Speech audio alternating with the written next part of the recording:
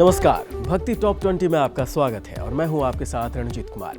आइए आगे बढ़ते हैं और आपको बताते हैं धर्म और आध्यात्म जगत से जुड़ी आज की 20 बड़ी खबरें। राज्य में कोरोना वायरस की स्थिति में सुधार को देखते हुए ओडिशा सरकार की घोषणा के बाद 1 फरवरी से श्री जगन्नाथ मंदिर को फिर से भक्तों के लिए खोल दिया गया है। हालांकि रविवार के दिन मंदिर को सैनिटाइजेशन के लिए बंद रखा जाएगा।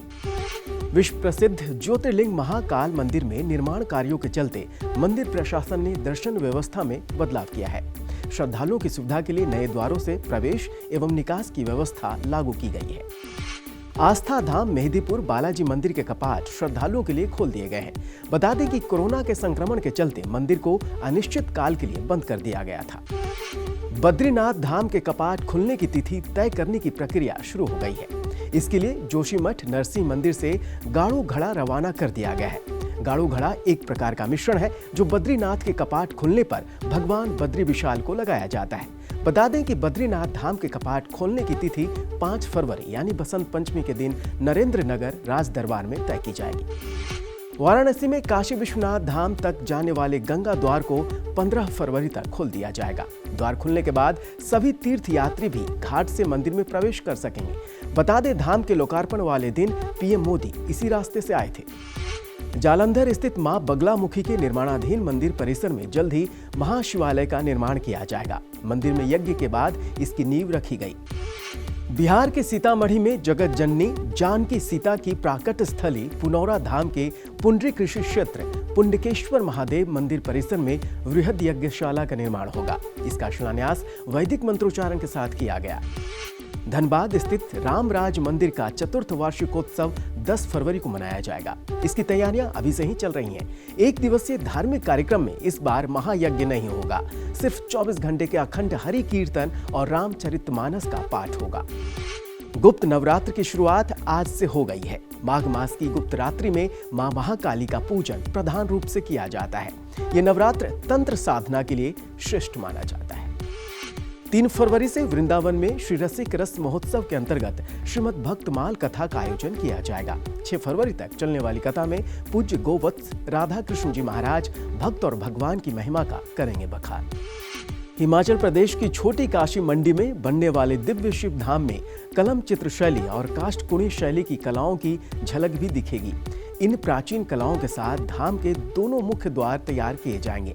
मंदिर के निर्माण से हिमाचल में धार्मिक पर्यटन को और बढ़ावा मिलेगा। समग्र पर्यटन विकास योजना के तहत श्री काशी विश्वनाथ धाम को केंद्र में रखते हुए धर्म नगरी में प्रचलित यात्रा पथों को जोड़ने की तैयारी की जा रही है। इसमें शामिल 12 ज्योतिर्लिंग, काशी भैरव और 9 गौरी मंदिरों को जोड़ा जाएगा।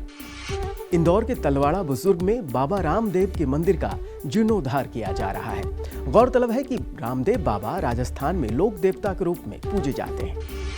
दक्षिण भारत के मल्लिकार्जुन ज्योतिर्लिंग दर्शन स्पेशल ट्रेन अब 2 मार्च को जयनगर से चलेगी। दक्षिण भारत तीर्थ स्पेशल ट्रेन को कोविड को देखते हुए रद्द कर दिया गया है। 9 फरवरी से खाटू श्याम जी राजस्थान में होगा श्री खाटू श्याम कथा का आयोजन। 15 फरवरी तक चलने वाली इस कथा में परम श्रद्धेय राष्ट्रीय कथाकार मनुश्री जी महाराज रतनगढ़ वाले लोगों को धर्म के मार्ग पर चलने की देंगे प्रेरणा। आप दोपहर 4 बजे से सत्संग चैनल पर कथा का आनंद ले सकते हैं। बसंत पंचमी के मौके पर पूर्वोत्तर रेल प्रशासन की ओर से प्रयागराज के लिए 4 अनारक्षित मेला स्पेशल ट्रेनों का संचालन किया जा रहा है। ये ट्रेन बनारस से 4, 15 और 28 फरवरी को रात 11:30 बजे संचालित होगी।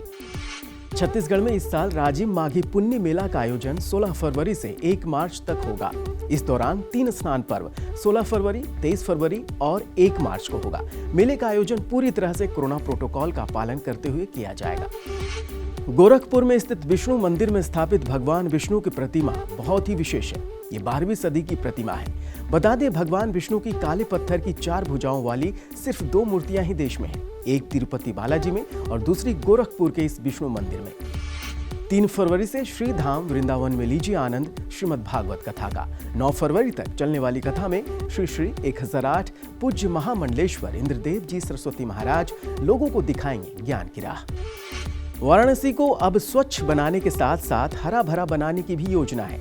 नगर निगम के उद्यान विभाग की ओर से इसका खाका तैयार कर लिया गया है। शहर के विभिन्न पार्कों और अन्य जगहों पर 30,000 पौधे लगाए जाएंगे। तो ये थी धर्म और आध्यात्म से जुड़ी खबरें। लेटेस्ट अपडेट को जानने के लिए आप हमें फेसबुक पर लाइक कर सकते हैं, ट्विटर पर फॉलो कर सकते हैं और यूट्यूब चैनल को सब्सक्राइब कर सकते हैं। इसके साथ साथ अगर आपके आसपास कोई धार्मिक गतिविधि या कोई कार्यक्रम हो रहा है तो आप इसकी जानकारी हमें info@sanskargroup.in पर दे सकते हैं। उन खबरों को हम दिखाएंगे भक्ति टॉप 20 में। फिलहाल इतना ही। नमस्कार।